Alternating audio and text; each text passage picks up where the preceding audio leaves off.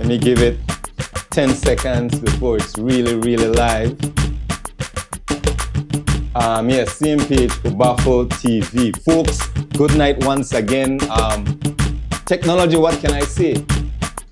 We had some technical difficulties way beyond our control, but it is what it is. We're here now. I'm here with Mr. Denzel Lino and Mr. Jamal Swaso. They're both residents of Dangriga town.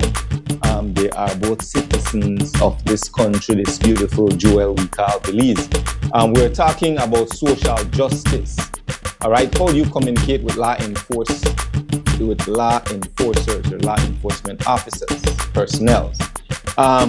Jamal, I'm gonna go right straight into it. And for those of you who are tuned in earlier, we got disconnected, so I'm just gonna pick up where we left off. I asked a question, and I'm gonna shrink it. I'm gonna give you the Reader's Digest, Jamal, only because you already know the context. So, how safe do you see us here in Dangriga, here in Belize, with the justice system? Do you think that we are organized enough to the point that people know their basic rights?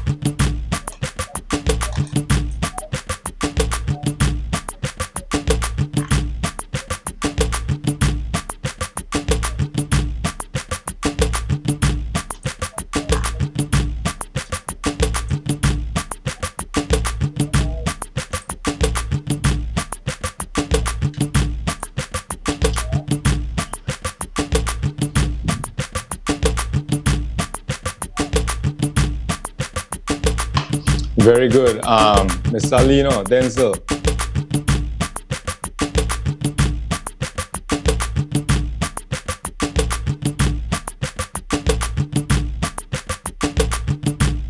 And how safe do you think we are as a community, as a people?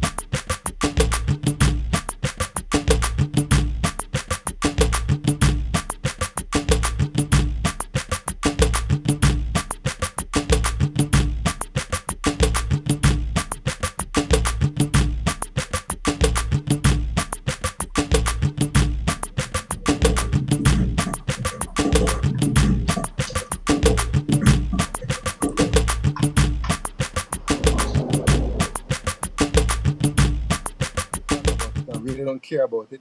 But in the reality is, somebody walk up to your house, my house, the likelihood, they said our conviction rate was what, 5 or 1% conviction rate on murder, right? Mm-hmm. So again, that's just the conviction. So the likelihood of the person getting caught for committing homicide or killing somebody is very slim. So we are not safe. When it comes to other crimes committed in our community, the service that we get from the police officer is very inadequate, right? We don't get the full law that is entitled to us.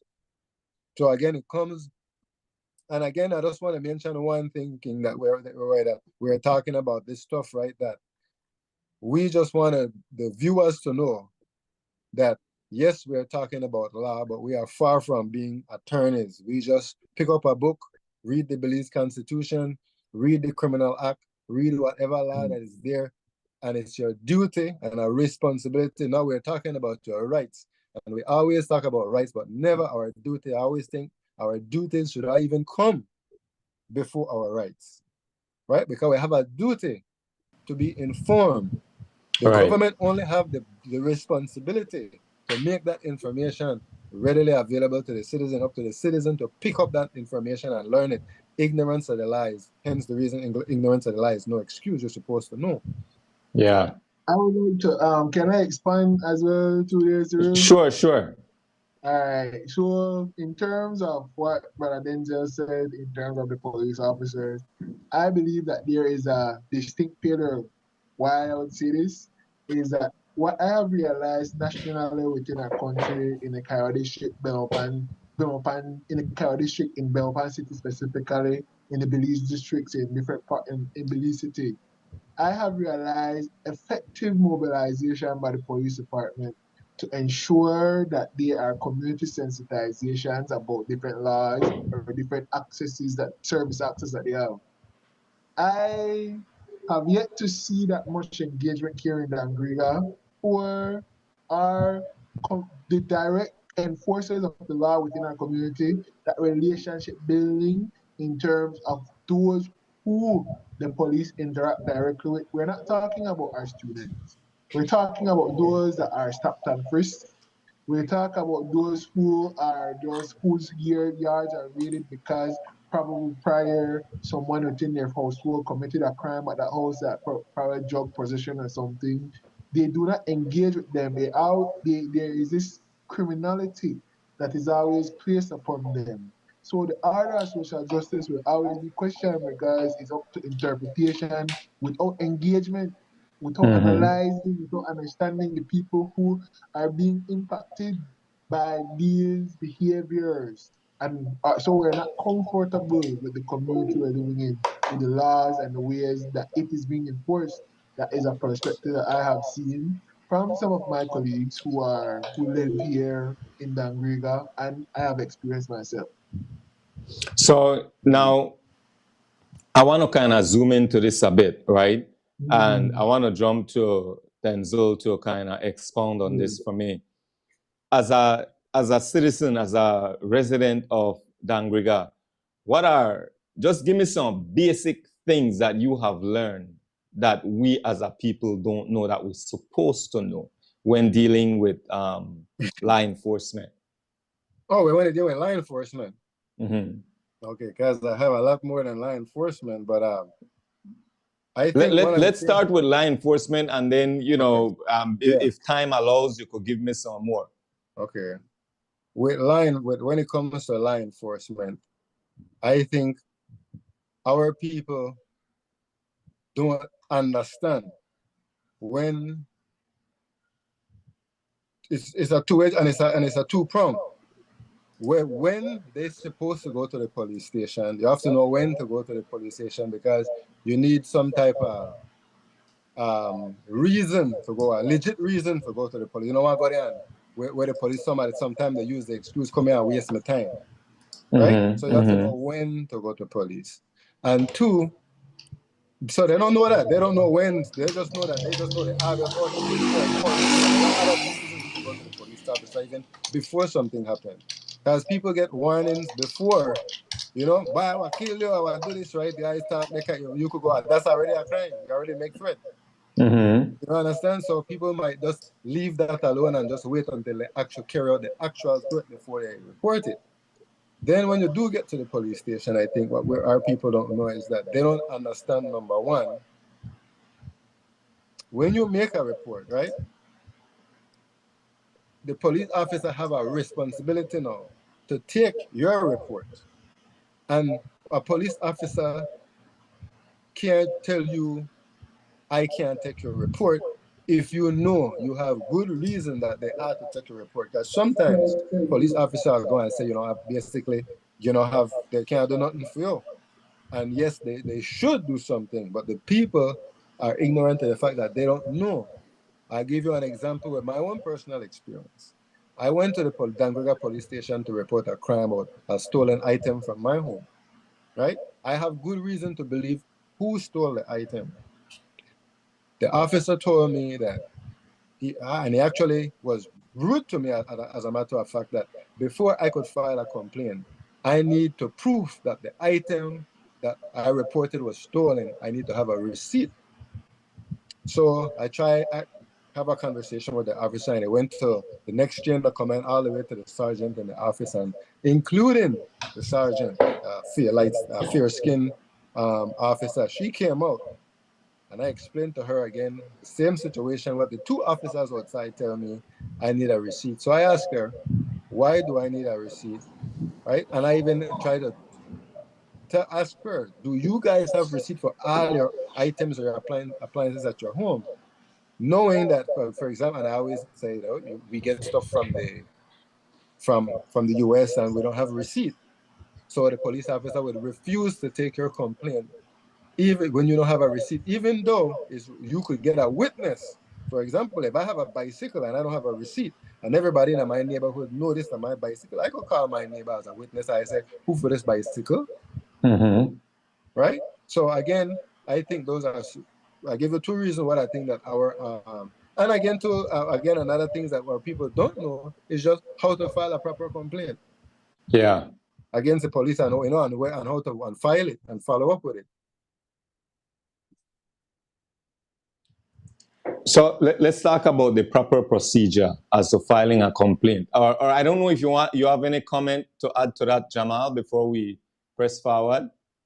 I was just going to expand since Denzel was talking about the process of reporting as a citizen. I was going to talk about the process of what I've experienced through with the police department, where I had to go and report them to internal affairs for breaches of my rights, what I interpreted as my rights, whereby the police went once the police interpretation, this is what I'm going into as well. The police decides to interpret the rules based on how they feel. And when you, as a citizen, tell them because you are aware of the rights that you will be engaged with, that these are the rights that should be, this is how it's interpreted, they decide that that isn't how it's going to work. And then they become heavy handed because most of the time they feel like you are there insulting them. And that also question, what is social justice if the people who are enforcing social justice will always feel insulted because you interpret the law properly for your own personal rights? And then you go and report it to internal affairs, you report it to the ombudsman, and then you become public enemies. Like we have seen cases in Belize, we have seen cases where students, black students, because they're black, so have been profiled, and the Supreme Court ruled in their favor that they are receive over $15,000 because they have been profiled, stopped and searched and taken their pictures. How many youth we don't see out here in Dangriga being their pictures being randomly taken, the information being randomly taken, put in a chat group to be profiled? That is illegal. Supreme Court in 2018, I believe, or 2020, ruled that that is illegal. In 2024, the Supreme Court is sitting again to rule on videoing, police videoing individual and other people videoing a police officer, and their interpretation of the rules of stop and search and different engagement. No, these cases have happened, and you're telling me much recently I had an engagement with the police department, and they would tell me that they are not aware of these cases. And then we have had multiple recruits. So how will there be a social order? How will there be a social order if the structures within the order itself, within the organizational structure, are not functioning properly? The enforcers can decide how they want to interpret, and if I, as citizens, don't know, or if I know, it's a problem. Or if I don't know, they will deal with me how they want to. That's the problem we're facing. Yeah, there's a whole lot to say Mm. about what you just said. I want to pinpoint, just take one thing out of what you just said. You said quite a lot, but Yeah. I want you to state for the record, for those listening, is it legal or illegal for you to video record an officer, a police officer, or anyone for that Well, matter of fact? currently, like Denzel said, we're not attorneys, but what I was reading about there currently is a case that was in July of this year that is trying to interpret that it is illegal or legal for a person to record a police officer, right? So, but why would a police officer not want to be recorded if they don't have body cameras? What Yeah, are you doing? What are you doing to not want to be recorded by a exactly. citizen, by a legal, by a person that is going through a process? We're talking about a process of being arrested, stopped and searched, or something. Why you don't want to be recorded? That's the question I have to that. Yeah, I agree. Denzel? Well, I'm sure I'm not an attorney, but I'm 100% sure you can video police officer, especially in public places. You just can't be obstructing justice. You can't be in the way. Just stay out of the way on video. You could still video because it's like you're up at the street and you turn on your phone. Nobody can stop you, right? If they don't like it, they just have to turn away or go the other route. But you can video. Okay. Yeah, I just wanted to clarify that. Now, we kind of change gears a bit, but I want to ask you, what's the proper way to file a report? Let's give me the ABCs for anybody. So I tell you the way how I went through it, right? Once I was ABCs. Once I was illegally arrested by a police officer here in Dangriga. And then from that point on, I decided to make a report to internal affairs. And when you go to internal affairs, you go to the internal affairs officer here in Dangriga, or you could go to the headquarters in Belmopan, right? You go to internal affairs, you're going to report to a police officer. Just got to make that clear. You're going to report to a police officer from the police department about the police officer that did you wrong. So just be comfortable with that. When you make that report to that police officer, there will be a process where they will do the internal investigation and see whether it requires a tribunal internally or it requires outside charges.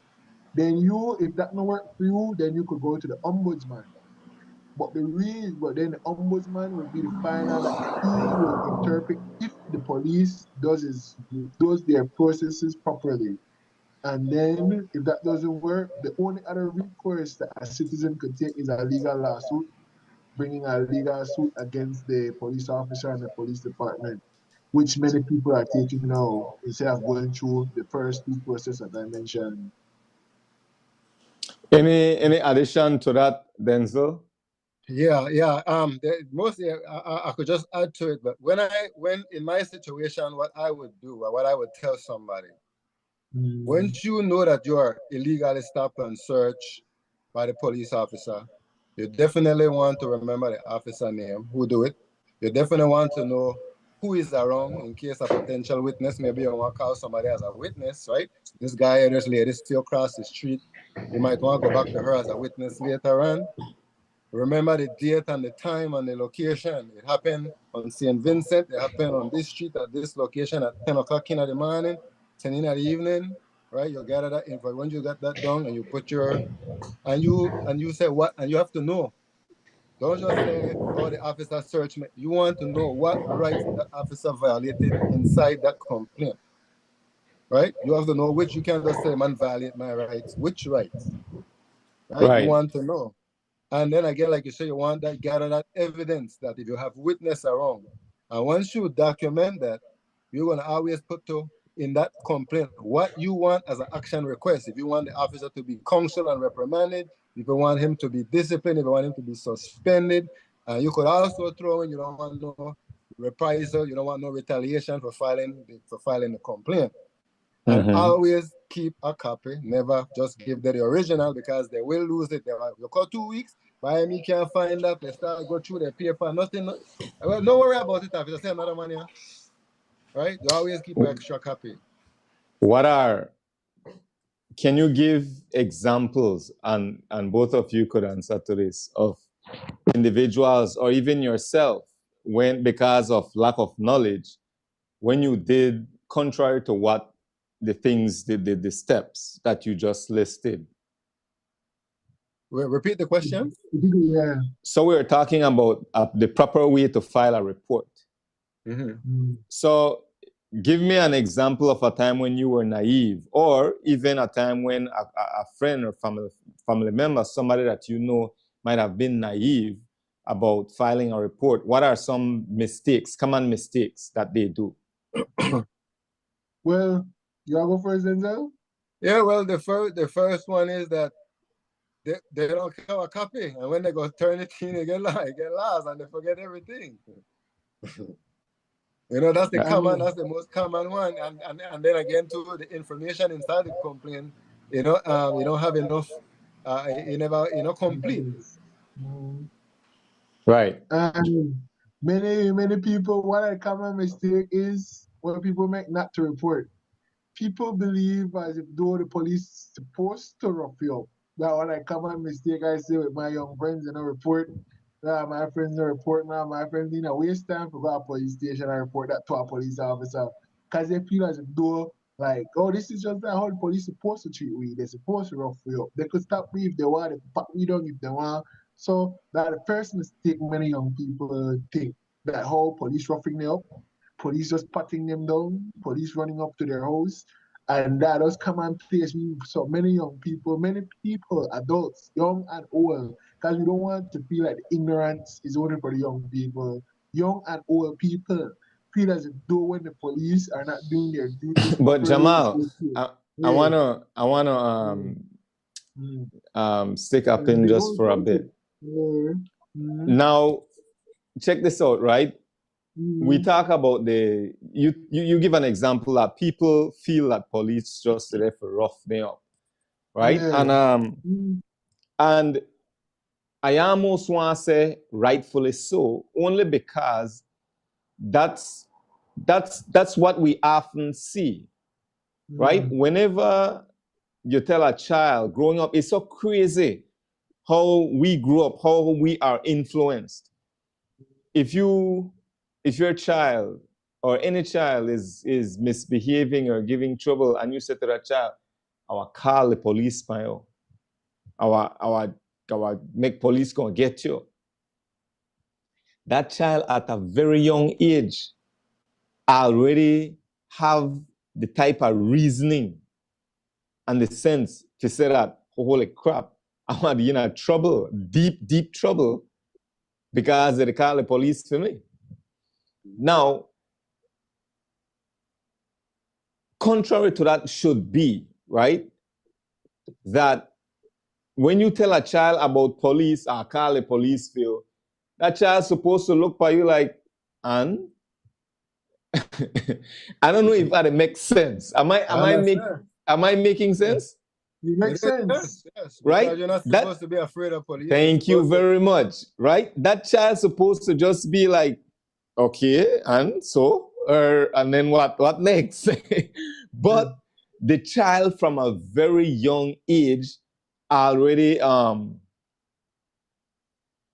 just have this phobia that when it comes to police, law enforcement officers, that he or she is supposed to be afraid. Now, I said that just to say, right, I've been to the police station for on behalf of other individuals before, right? I do my best for no have no kind of interaction whatsoever with the law.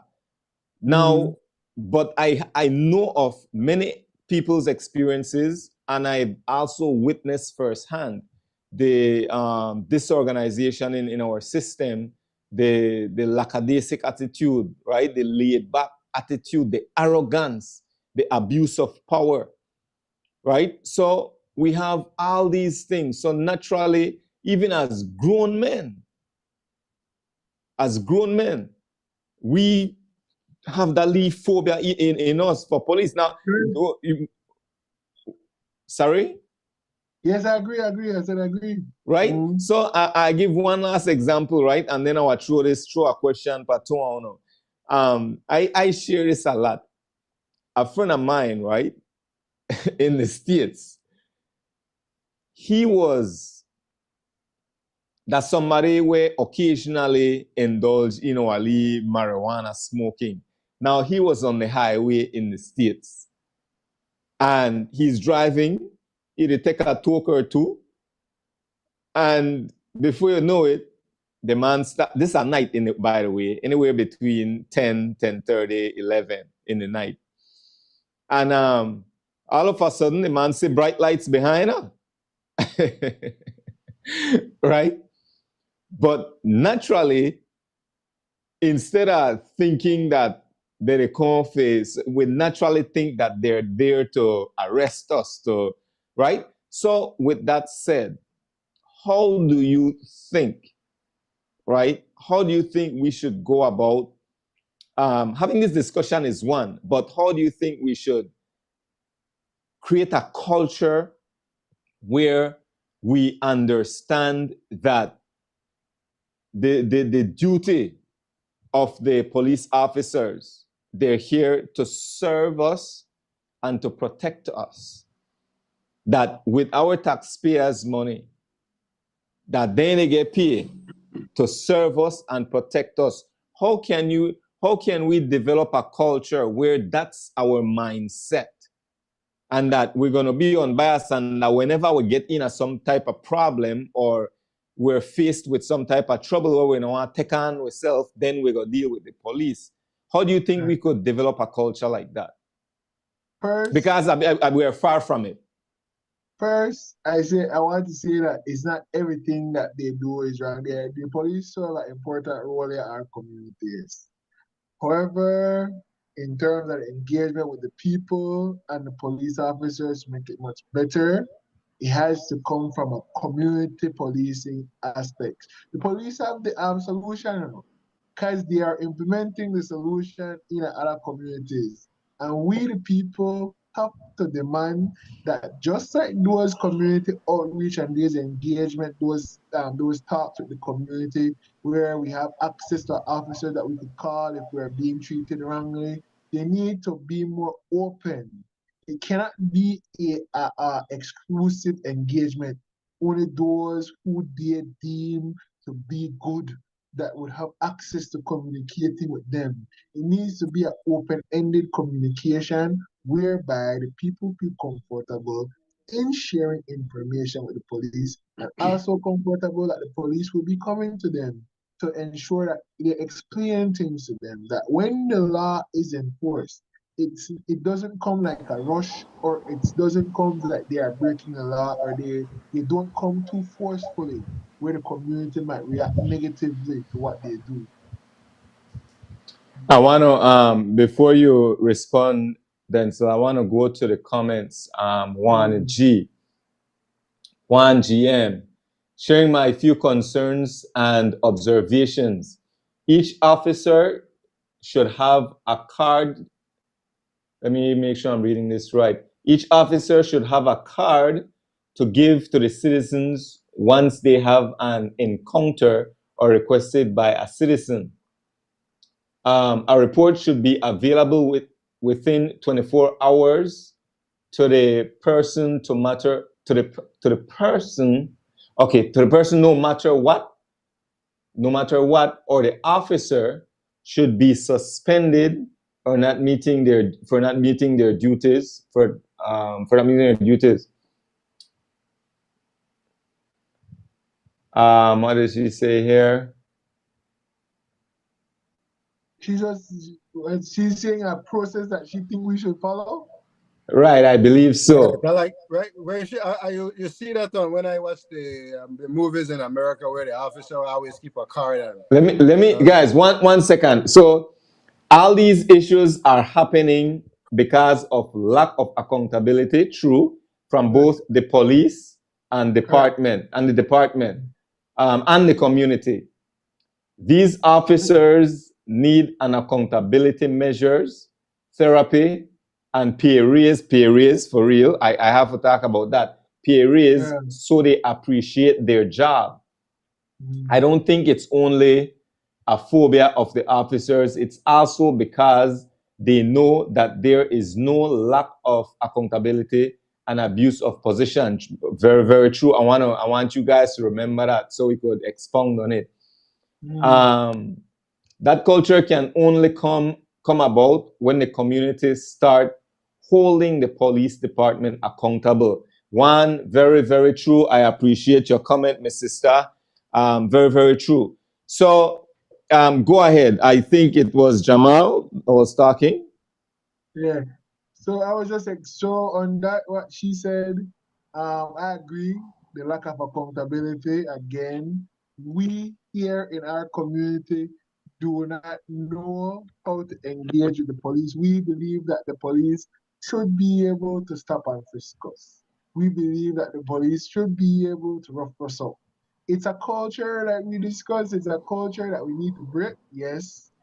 However, how will that be broken? And I believe only through community and the police communicating properly and sharing what they want to see in the community, and the community having a space to be able to share their views with the police officers, not in a place where they are being criticized, where they're being looked down or being demeaned because the police believe that their inputs are not important to their grander schemes of doing their duties.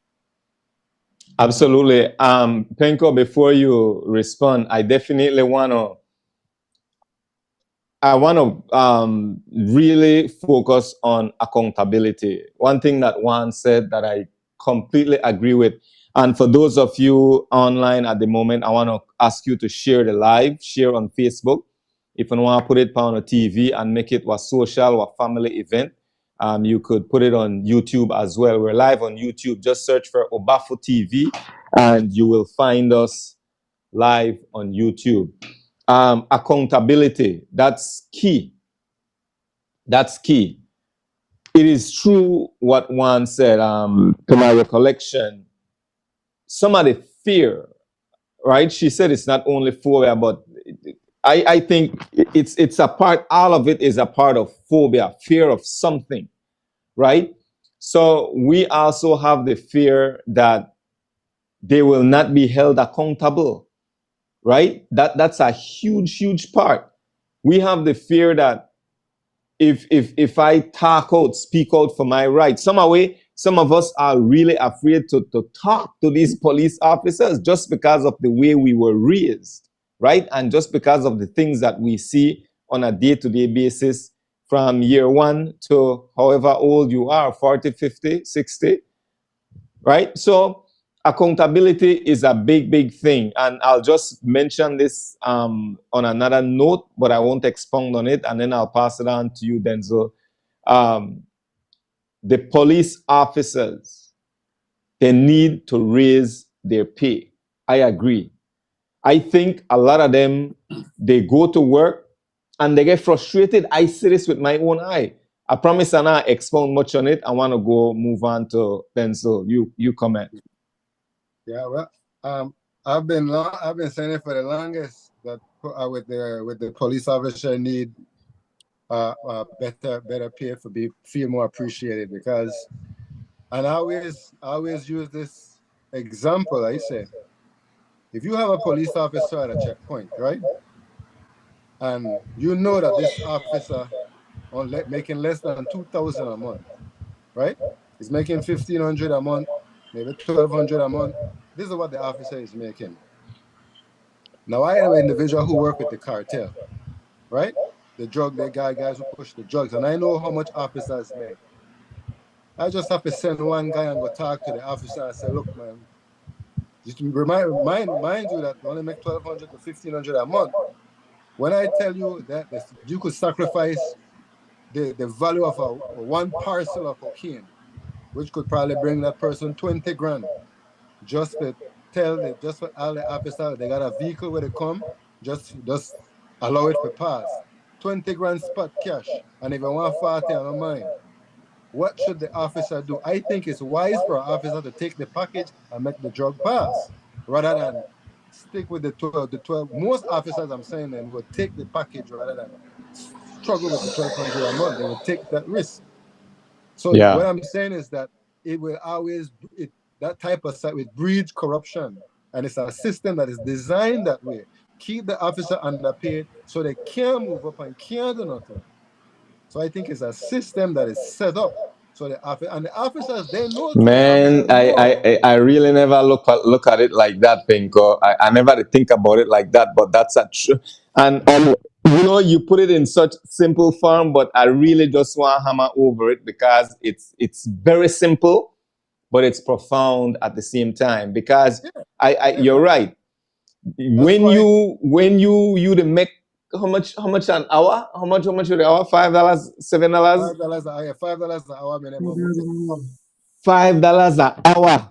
Yeah, that's pretty easy for bribe. That's a easy five bribe. dollars an hour. That how much for the week? 200 a week. 200 a week. So that 800 a month, Yeah, that's nothing. right? Right. Rent. So when you look for all of the people who work for $5 an hour, all the security office, all the grocery store workers, you know all of them at $5 an hour. The people that make 800 a month. And then Wow. you have to take out social security, and maybe some of them have to include transportation. Wow. Look at that. So to your point, 1 second, Jamal. To your point, Penko, that's why it's easy for these men, these law enforcers to take bribe. Exactly. You know, Yeah. that I agree. Jamal, please, you have the mic.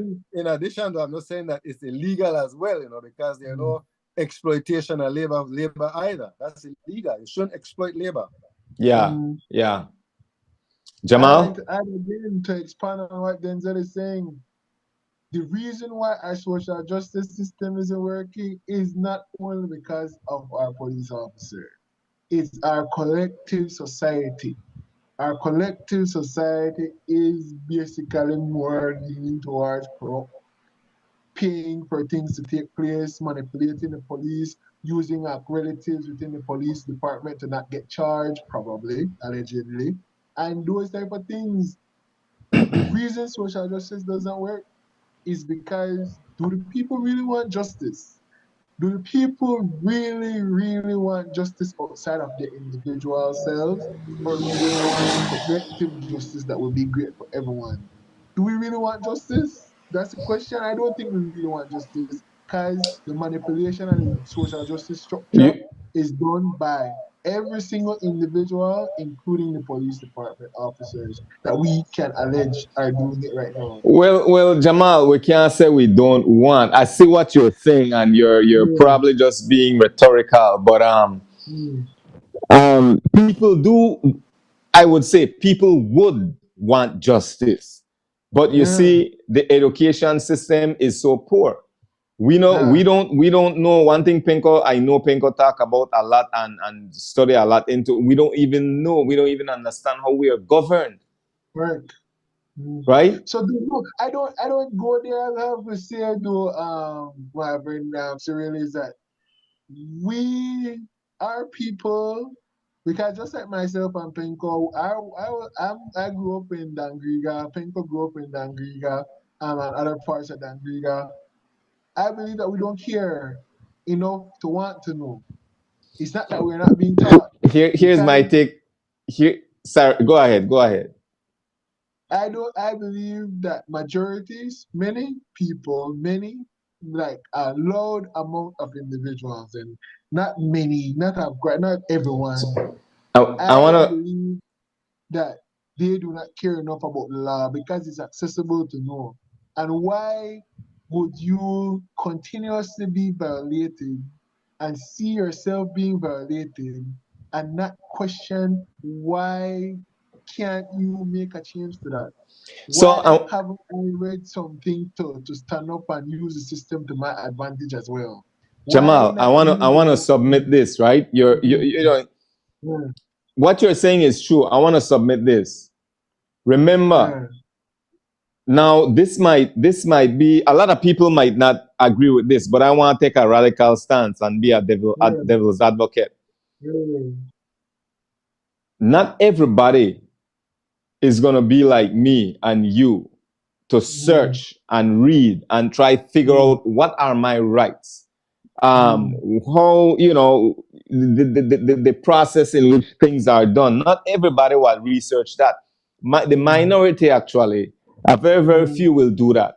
Now I want to say this to you, right? This might sound extreme, but during the pandemic COVID-19,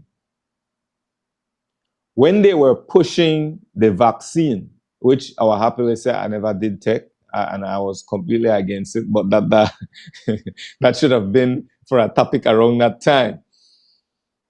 When they were pushing the vaccine, just follow me, right? It might seem as if though I go off tangent here, but this will fit right in. On every show, every major show they have with Dala, they have Belikin Fest, virtual Belikin Fest. Everything they do, they push, get vaccinated, get vaccinated. They come up with different ads, video ads. Get vaccinated, get vaccinated. They pay money for airtime on the major television networks, pushing get vaccinated, getting so-called Belizean celebrities and people well known to vouch for this vaccination thing. Oh, I've gotten vaccinated. What are you waiting for? They push that agenda. They push fear into a lot of people. Teachers couldn't go back to work if they never get vaccinated. It became mandatory. It became mandatory that they had to get vaccinated, right? So everybody and their ma in a Belize know they're supposed to get vaccinated. You don't even have to tell them. So why I am saying all of this, right? I said all that just to say the government is just like you. You have your woman, your household, your children. You govern that house. You know, or at least you should, being a parent, know what is best for that house, whether the child asks for it or not. You need to put things in place. So, when they wanted us to get this vaccination, they pump whatever they pump into it to just feed the masses with whatever information they want. Why can't we use that same type of energy and effort and resources into educating the masses about your rights, your basic rights?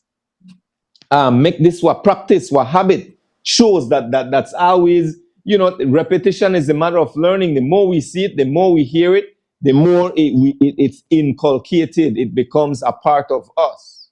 So that's my position on that note.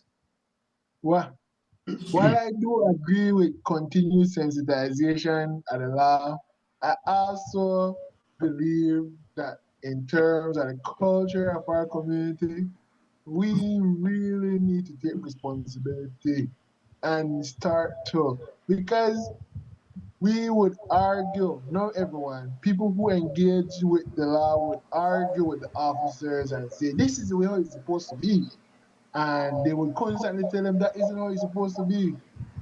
They know. I don't believe that it's so much of an ignorance that they do not know where to look for these laws or how to interpret it, right?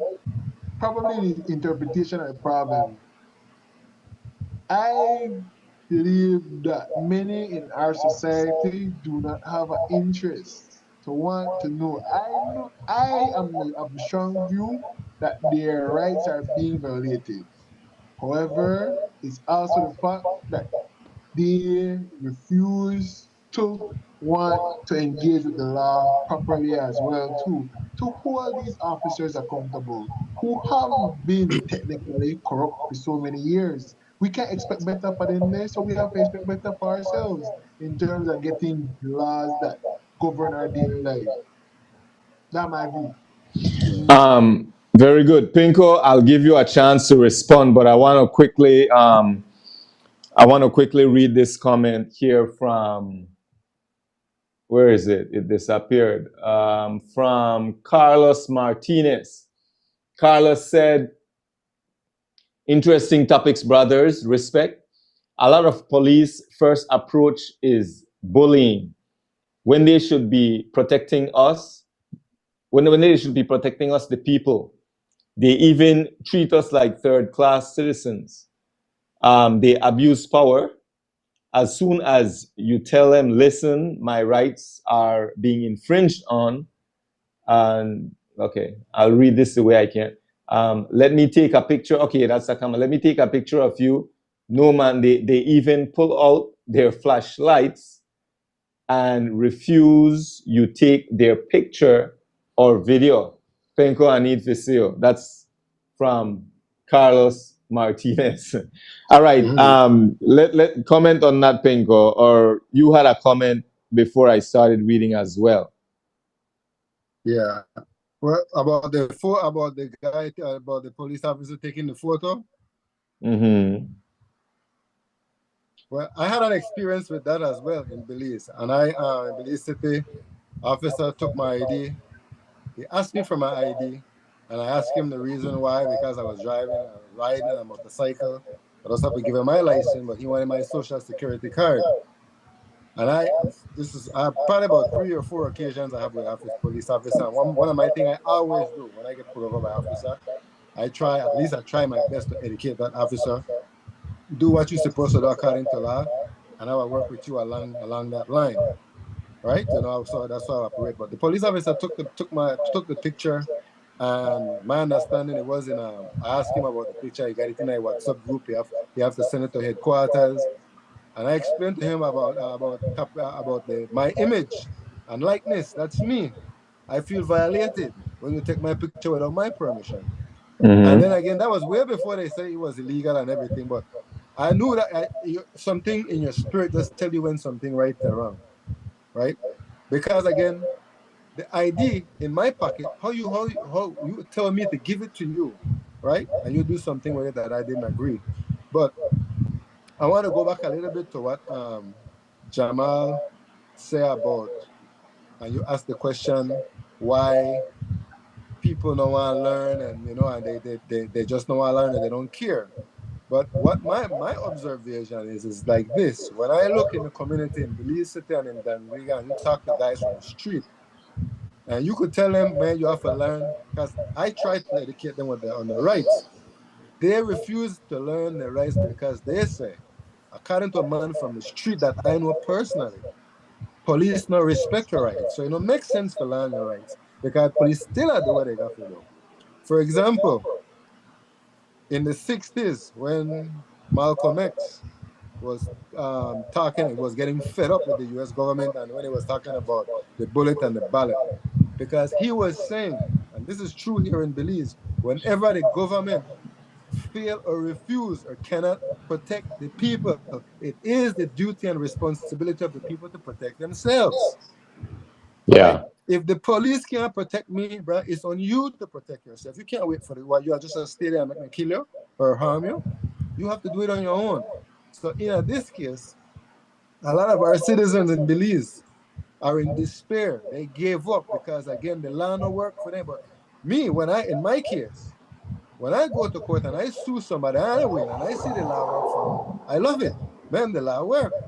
But when you got somebody who don't know and they go to court and they all get to take advantage of, they don't want to hear about the law again and they hate it. As a matter of fact, the law is against them. Right? So if we educate and let them learn, for example, that understand from the beginning, between me and the government, there's a social contract between me and the government.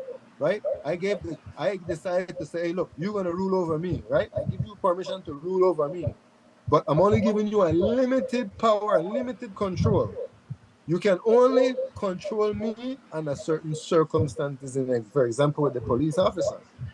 Police officer, when I walk down the street, you could walk out the street tonight, you could go anywhere in the country, I believe. The only reason a police officer is supposed to come approach you in a negative sense, suspicion of a crime, having committed a crime, or perhaps if the officer even have a warrant for your arrest. That's the only officer. I have nothing to say. I have nothing to say to an officer unless I know that officer personally or they just ask me a question. But when it comes to being detained, right? Because you got a difference between being arrested and being detained.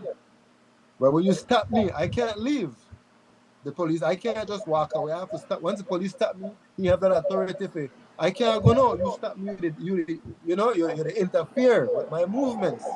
That's right in the Constitution.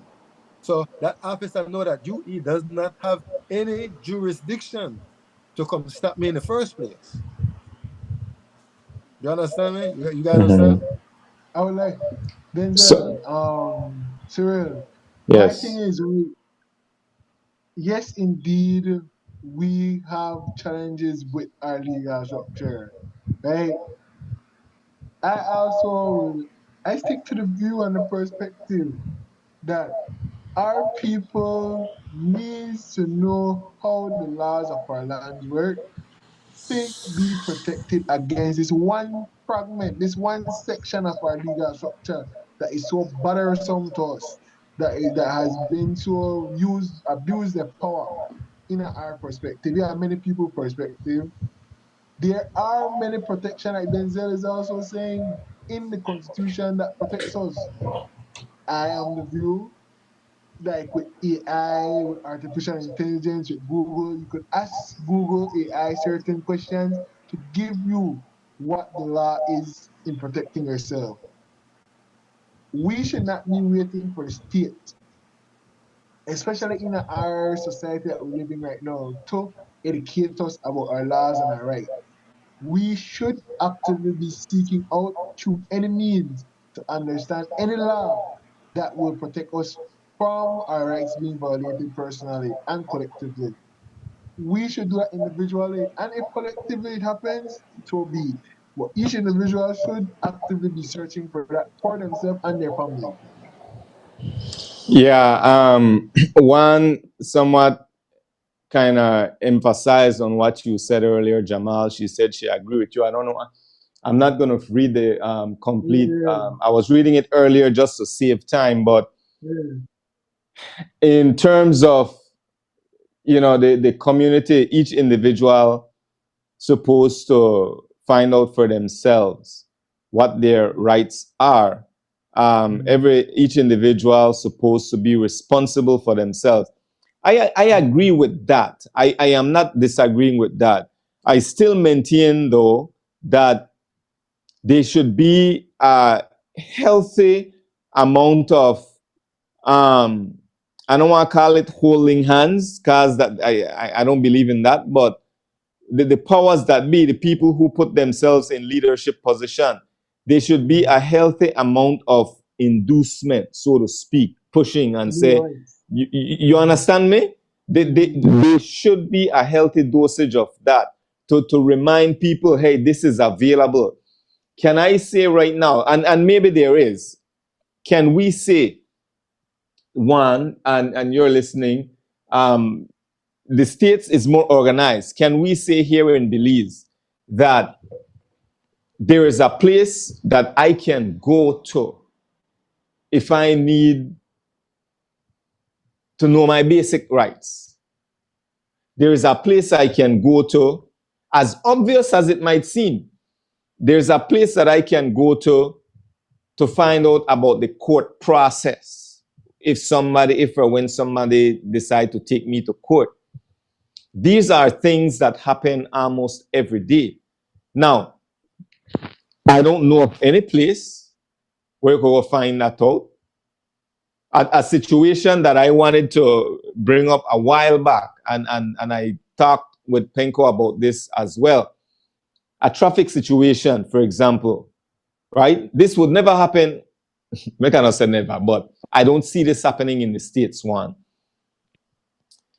On the main street, St. Vincent Street, there are certain days you can park on the left, and there are days you can park on the right, right? Vice versa. The days when you go park on the right, you can't park on the left. The days when you go park on the left, you can't park on the right.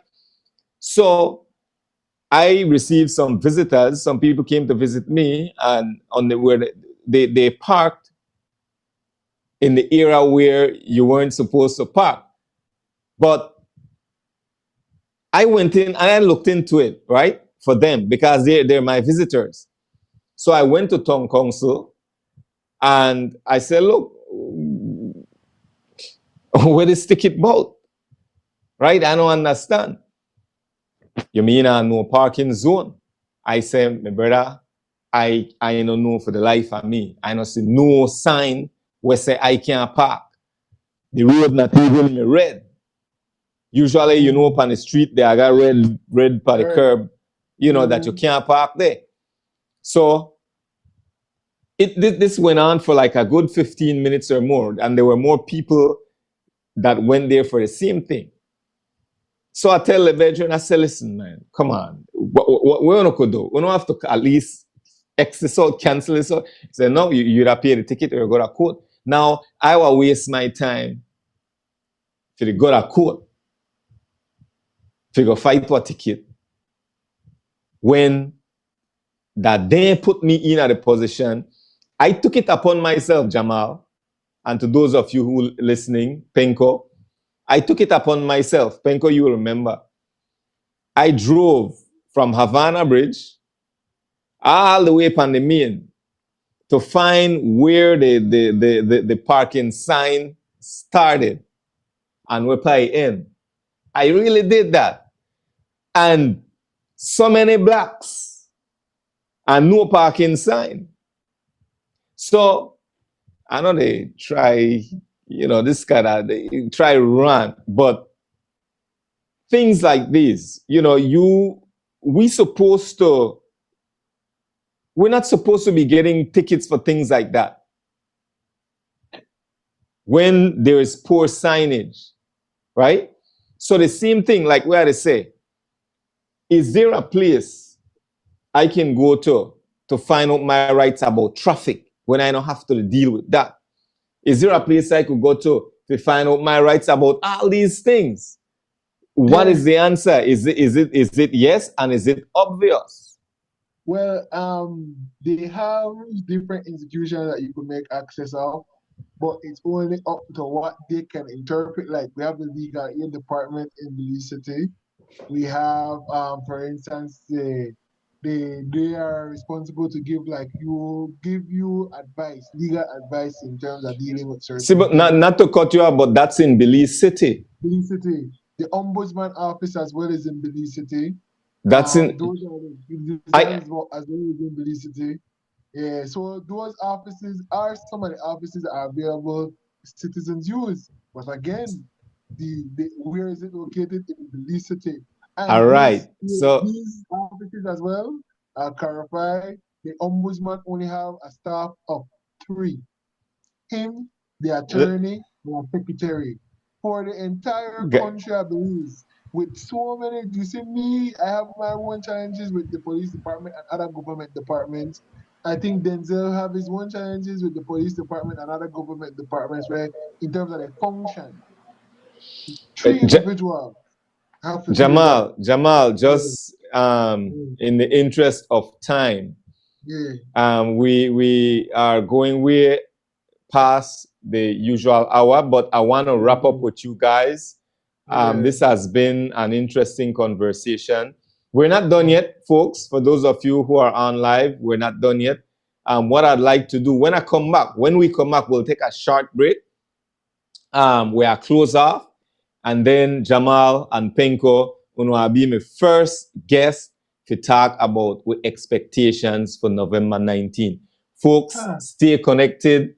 We will be right back, and we are chop it up some more. This is Dangriga Unmuted with yours truly, Cyril Rowe. We'll be right back.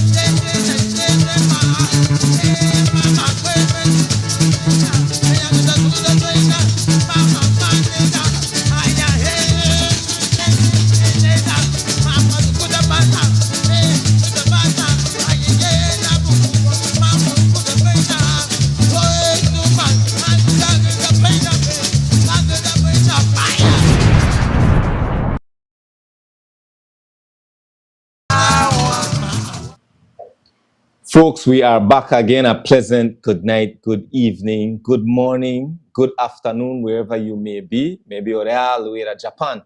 We're talking about social justice, communicating with law enforcers. I have with me my brother, Denzel H. Lino, and my other brother, Jamal S. So is it S, Jamal? H. To another H, man. I know what Penco H stand for, but what your H stand for? Yeah, find out Henry. Henry. Hey, here in Belize, particularly in Dangriga, watch out, man funny with their name, you know. When I start call man by the real name, that fight talk. Yeah, we're talking about social justice. We this is a healthy discussion. We touched on a lot of topics.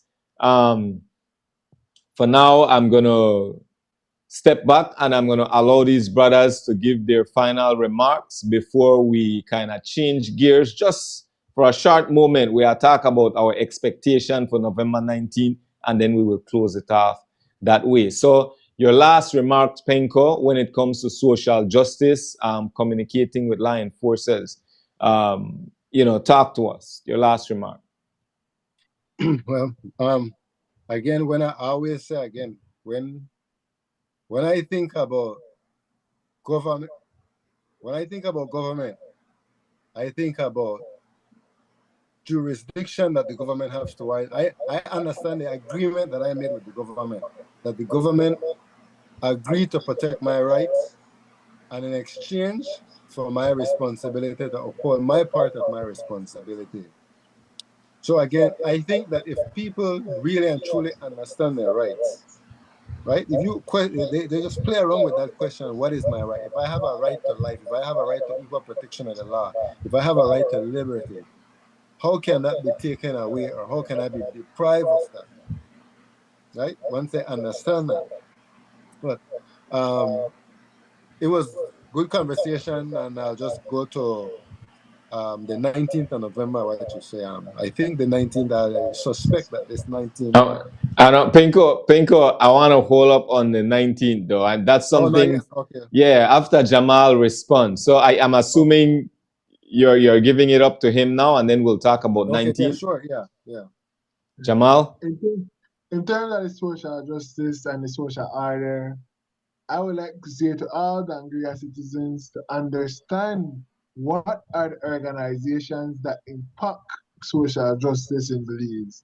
For instance, we talk about the police, who many of us believe are the main persons who might have influence on social justice. We have the town council, we have fisheries department, we have so many different institutions that impact social justice and how justice is implemented in our country, in our community, speaking about Dangriga.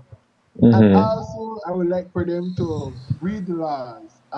Read the laws. AI allow, even like we use AI a lot. High school students, junior college students use AI, chat GPT, copy and paste the law from the constitution or when you find it online, and allow AI just say, make this easy to read for me. Interpret this law for me to make it more understandable for us to have basic knowledge of the law. I am of the view, and I think we should be of the view collectively in Dangriga, that every individual should have an interest in knowing as much about the law as possible to function better within our country and Belize. Because that's the main reason we move slow here at Dangriga as well. We don't know how to take advantage of whatever structures exist because we don't know how it functions legally. We know how it functions based on shush and based on somebody else telling we how to work, but we don't know how it works, how it's supposed to work. And that's what I think we're supposed to focus on now. Yeah. Jamal, thank you. Penko, thank you for your remarks. Mm. Absolutely. And, you know, folks out there, it is important for those of you who are in Belize and for those of you in the States as well, when you come home, they have certain things that could happen. I get in our lease situation whereby a street, when I lived in the States for so many years, coming back home, there's a street that was, before I left, it was two-way. And when I returned, the street that one way and I had to drive up stop. Police jump out and rope up on me like them they do a drug bus. But that's for another time. November 19 is right around the corner. A lot is going to be happening. People are to make their money. People are to get drunk. People are to drink. We will see more of the culture. Pinko, what's your overall view on November 19th? Keep into consideration your past experience or experiences and your expectation for the future and what you would really like to see and experience. Yeah. Well, I'll say what I would like to see first. What I would like to see is the Garifuna people living to their full form of glory before colonization. And I often say, how is it that so many people could find the culture so attractive? This 19 coming November, we have people from all over coming to Dangriga because it's obvious that they love the culture. If you love the culture, you must love the people. They probably just don't understand it yet. But I say it could be much more if we could bring more than just this festive moment, this celebration, because there's so much more to Garifuna people than the 19th of November and the Punta music and everything. But if people are attracted to that, that should give us a good clue that we could do much more with ourselves as a people and our culture. And about the 19th of November, I say I am part of the National Garifuna Council, the Assistant Secretary. And what I would have liked to see in the future, show what achievements and success you have made through the year, and then we celebrate. Don't just celebrate. What have you done? Oh, we educated 20 children and they learned this, and this is the impact that it's doing to the community. Where we have we already have a small family already practicing the Garifuna language in the home. Things like that. I would want to see our Garifuna people, and then we have something to celebrate about. But for me, 19th of November should be I'll be the unpopular one. It should be a day of mourning, crying, because of the condition we are in. Wow, So when it comes to 19th of November, I don't really feel that celebration inside me. I don't like to see the way how 19 turned out, because I don't think this is the original intent of 19, what I see. And when I think about my ancestors, who we are doing the reenactment of our ancestors, and then I don't think our ancestors, when they could get up out their grave and they see what happened on the 18th, 19th, and 19th, a big railing up. Yeah, I'm gonna comment on that briefly, Penko, and then I'll pass it on to Jamal. I refuse to hesitate to say that you are right. It should be a moment of mourning, and I guess I join the unpopular line, because when I listen to you, what I hear and what I'm interpreting is this: we as a people should be preparing ourselves should be uniting, should be building up each other, strengthening each other. And then when it comes to close to before the November celebrations, we recap and say, what have we done? What have we accomplished? As you mentioned, how many have we educated? How many more doctors did we educate? How many more nurses? Well, how, we've developed this and this and that. So I see it from that vantage point, and I agree with it on that note, right? And after we gather these thoughts and recollect and reflect, and then if we really have something to celebrate and rejoice for, right? I know people have their own thoughts. People have their, might want to be more relaxed and say, hey, make we just bash, make we just celebrate. Everybody will celebrate the fact that, what? We like Garifuna. Will celebrate that we founded Dangriga and settled. We are celebrating Yurume, our journey from St. Vincent to Honduras, Honduras to Belize. What exactly are we're celebrating, right? So Jamal, with that, I pass it on to you. Well, first, gentlemen, I'd like to agree with both of you. I don't see what we are celebrating.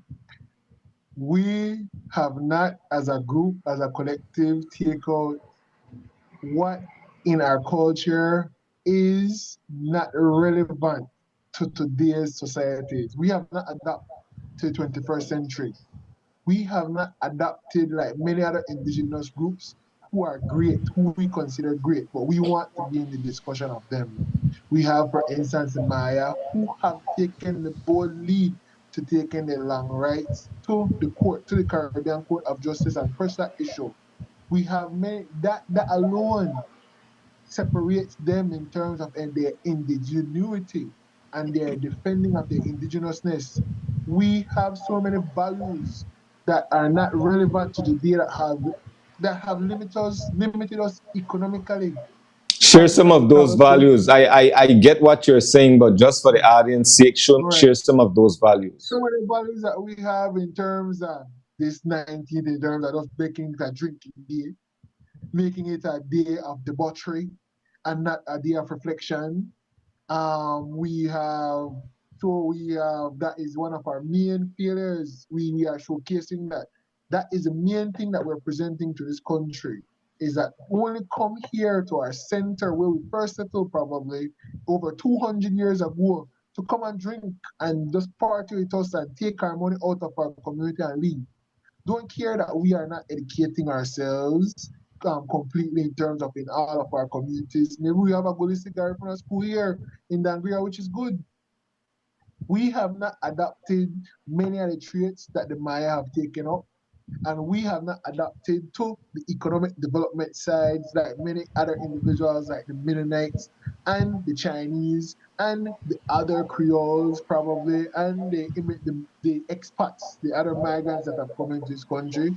We have not seen where this Garifuna intellect has taken us from the settlement to even being a worthwhile member of the Belizean society outside of entertainment and outside of music and outside of dancing.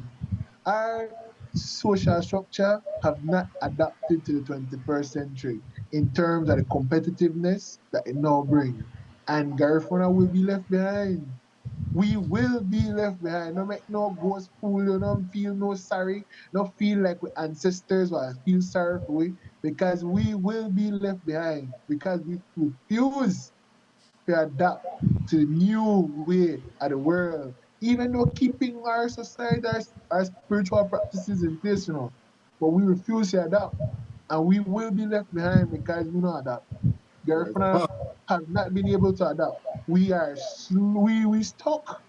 We stuck in a two where when NGC just formed, we still had a mindset that that's how it's supposed to be.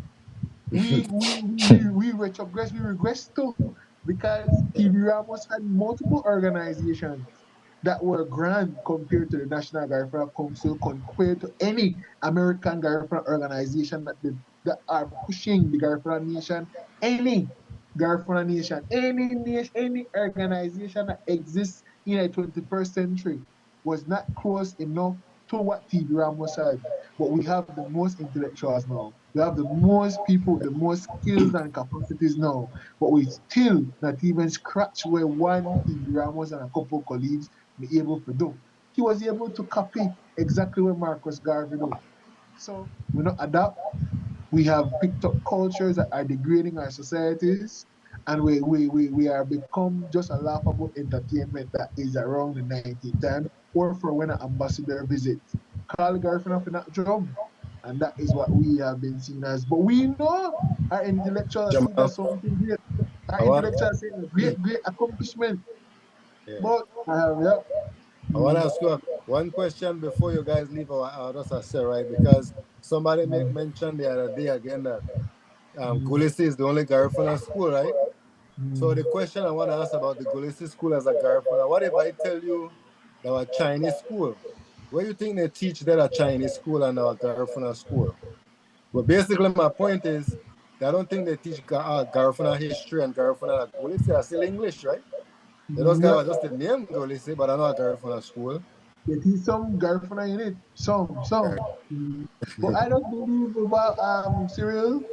Garifuna people have not adapted to the 21st century legally to say everything that I just said legally. We're not like the Maya. Jamal, Economically, we're not like the Mennonites. yeah, And we're not there. We're not there. We are just here to argue and to try to put footnotes. And that is what we have become in our community and our country. Just a showpiece many times. Jamal, thank you for your feedback. You're right. So many things, again, you said, both you and Penko. Yeah. But I want to talk about, just briefly, and then we'll close off. But you talked about the Mayas, right? I had the brother Maya Prince, he goes by the name Maya Prince, on this show over a month ago. And very intelligent young man. But when we closed off, when we signed off, and when I ended the show, I gave Penko and I gave you, Jamal, the opportunity for your closing remarks. I gave my guests the opportunity to give their closing remarks. And this brother, he closed off in his tongue. Yeah. In his language. No, I'm not trying to be rude to I will not ever dare do that. But I'm just saying, this ballad just break into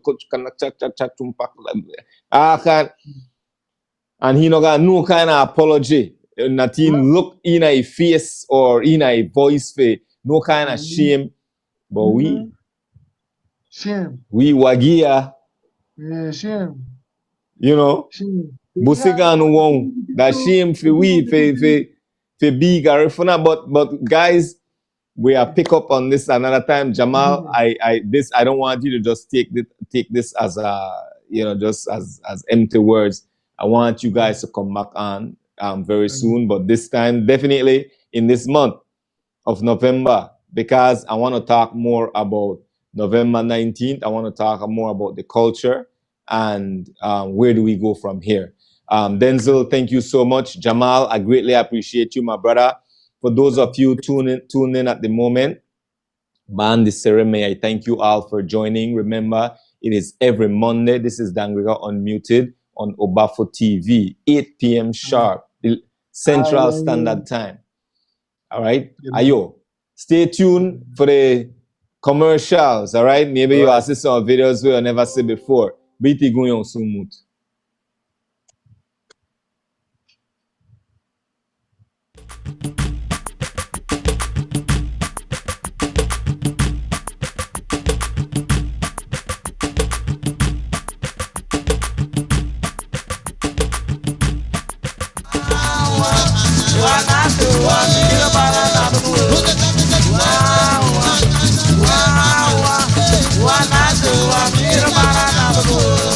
Wow.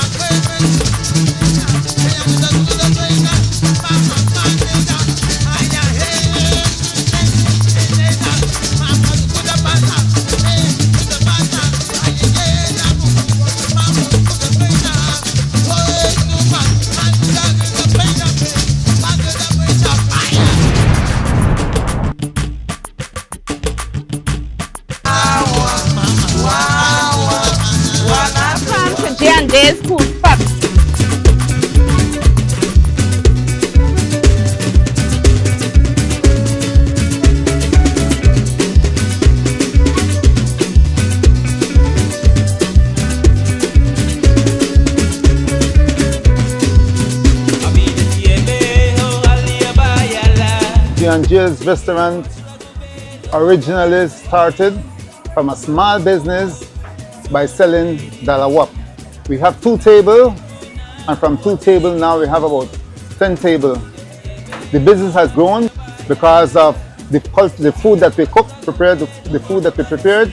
People always give us a feedback. We have one of the nicest food here in Hopkins. So the business has grown and the message has been passing along. We have good feedback way from England, we get feedback way from America, all over the world now we are getting feedback because of the food that we prepared. And our workers, the people who work with us, train them how to treat people, right? Because good customer service, it's also important in making J&J's to where it is now. Food here at J&J's is really good. It's fresh, top notch to me. My favorite thing here at J&J Cool Spot is to interact with other customers. Here at J&J's, it got recommended to us by our tour guide. And you can't beat having a view like this on the beach, right? Right behind you, definitely. Make sure when you come to J&J's Cool Spot, you ask for the hudut. Best service, the hudut. You can eat it with your hand. My friend brought me here to J&J's restaurant and I love it. My name is Natasha. Come check me out here at J&J's Cool Spot where we welcome you.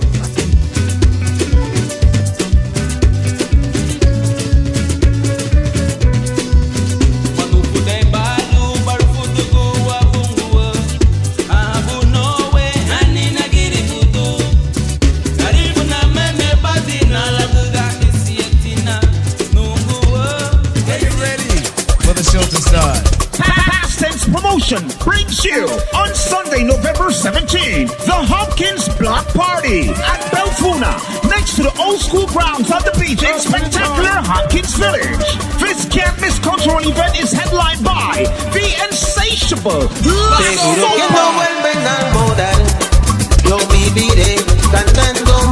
other live performances by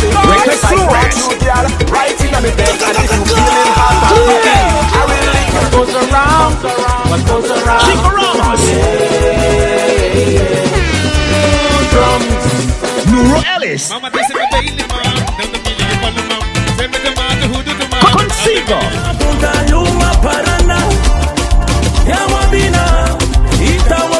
Harlem News, Fancy Foot from PG, Chantal Williams, Johnny P, Paranda Blues Band, Ugarao Band. Who wanna be a bit father? I wanna know which one of them. Which one is it? Urani Cultural Group.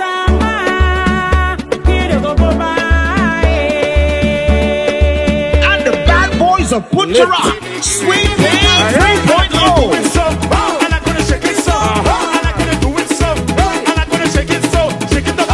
Hosted by Obafo and Dyfor Radio 91.7 FM. On the juggling thing, DJ Dollins, Mac 90, DJ Knobs, Selector G, and Selector Malcolm.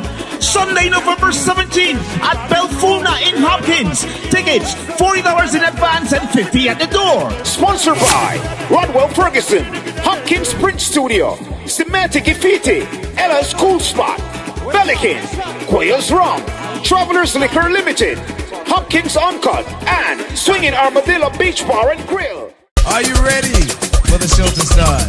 Past Tense Promotion brings you on Sunday, November 17th, the Hopkins Block Party at Belfuna, next to the old school grounds on the beach in spectacular Hopkins Village. This can't miss cultural event is headlined by the insatiable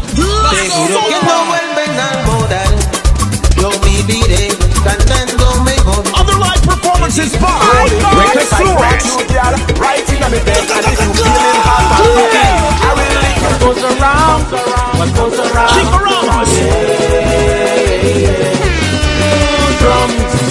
Nuro Ellis, Consigo,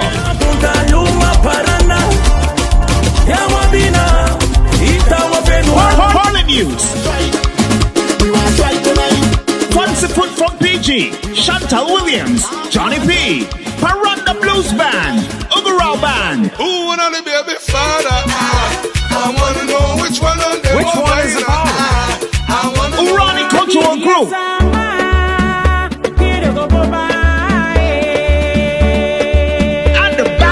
of Punjara, Sweet Pain 3.0.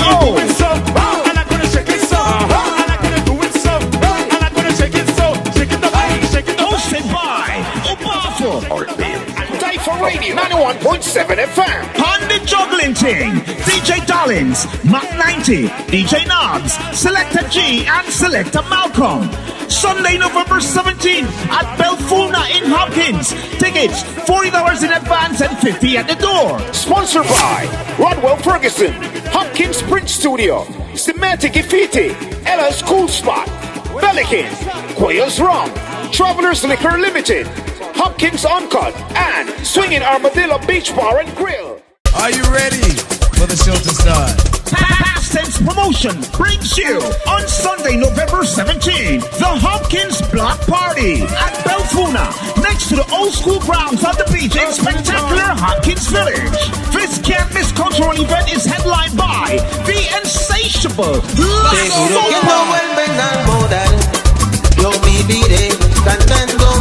other live performances by Reckless Flores,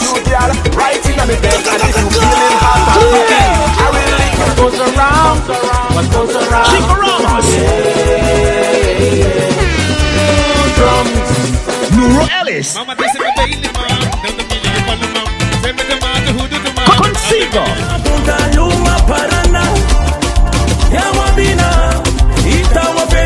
Harlem News,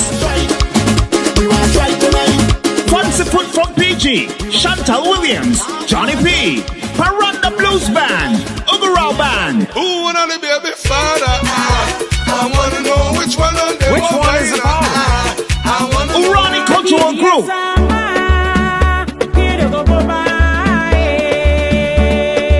And the Bad Boys of Punjara, Sweet Pain 3.0.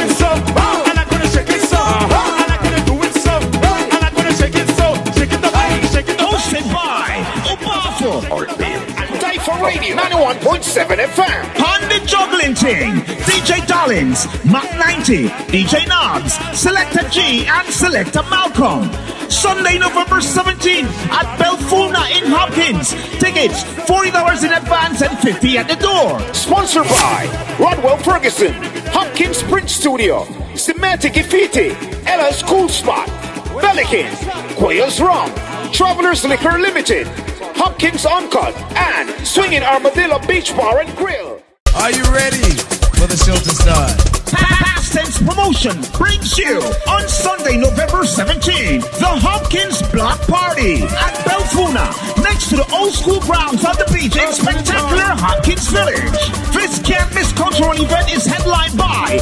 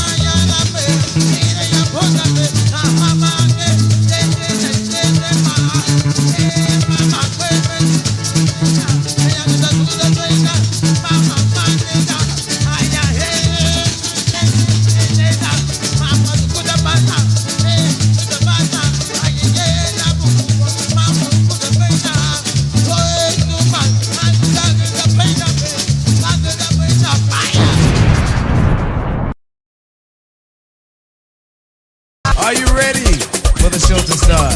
Past Tense Promotion brings you on Sunday, November 17th, the Hopkins Block Party at Belfuna, next to the old school grounds of the beach in spectacular Hopkins Village. This can't miss cultural event is headlined by the insatiable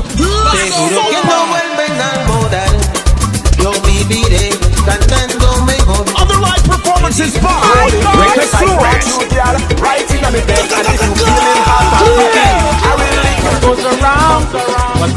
Chicaramas,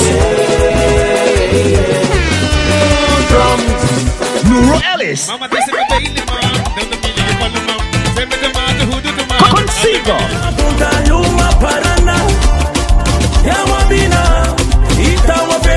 Harlem News,